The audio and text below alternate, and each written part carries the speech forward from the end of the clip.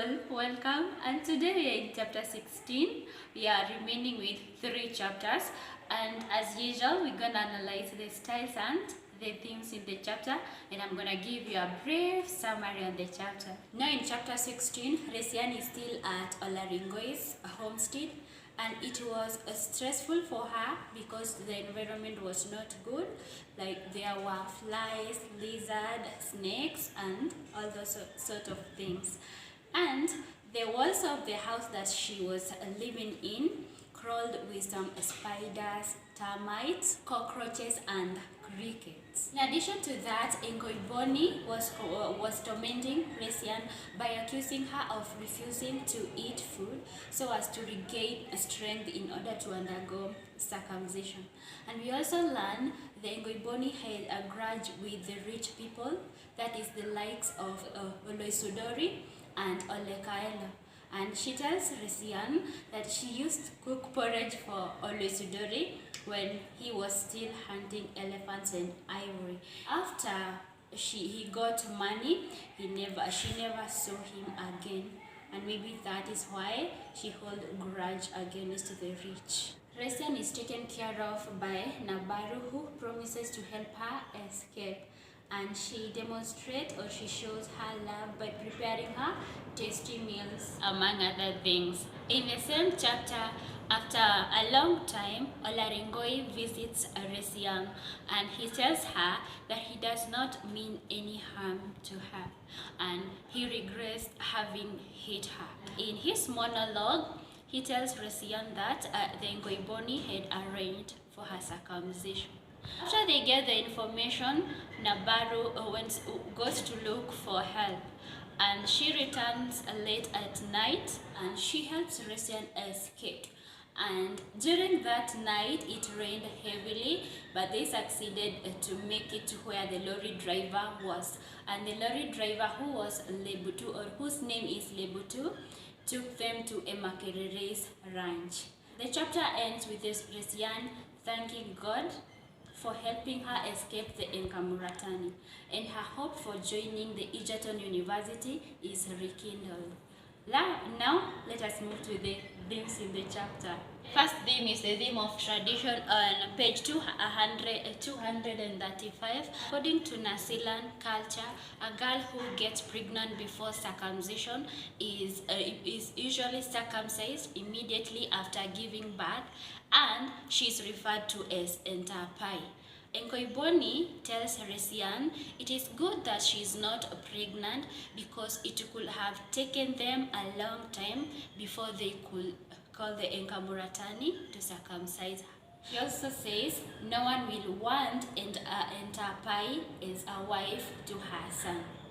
The second theme is the theme of conflict.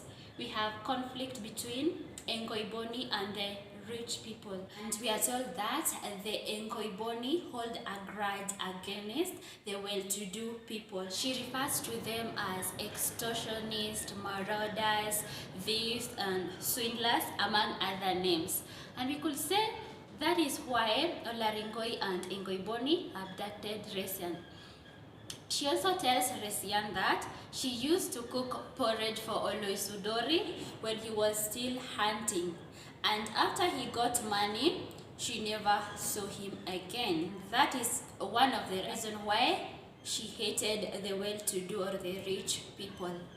And now the third theme is the theme of love on page 231, and we have Nabaru loves Resian. Nabaru extended her motherly affection to Resian by giving her all the help that she could get. For example, she prepared tasty meals for her. She gave her her own 2 blankets to make her comfortable, and also make a bed for her. She also gave her 2 laces to use as dresses. Most importantly, Nabaru helps Resian to escape the Enkamuratani. We have the theme of determination on page 242.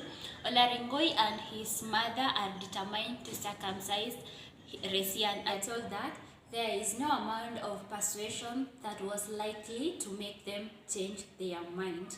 he was just determined to have her circumcised. Now we move to the stylistic devices in the chapter, and the first one is symbolism. On page 238, we have the shaving of Resian's hair. She asks Nabaru to shave her hair because there were no combs to make it look nice. And the shaving of Resian's hair symbolizes the end of her suffering. Number 2, we have biblical allusion. This is where a writer quotes words from the Bible in his or her work of literature. We have it on page 242. We are told that Resian could now understand how anguished Jesus was the night at the Garden of Gethsemane when he prayed that the cup of agony be taken away from him. And those are words that we find in the Bible. We have personification of page 243. The moon emerged, its sad yellow light seeping. And we see that the light is given the human quality of getting sad.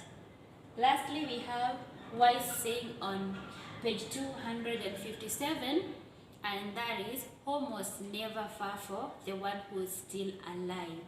Okay guys, and that is the end of our lesson today. I hope that you have enjoyed the lesson. In case you have any question, just give me your comment, and don't forget to subscribe and like my content.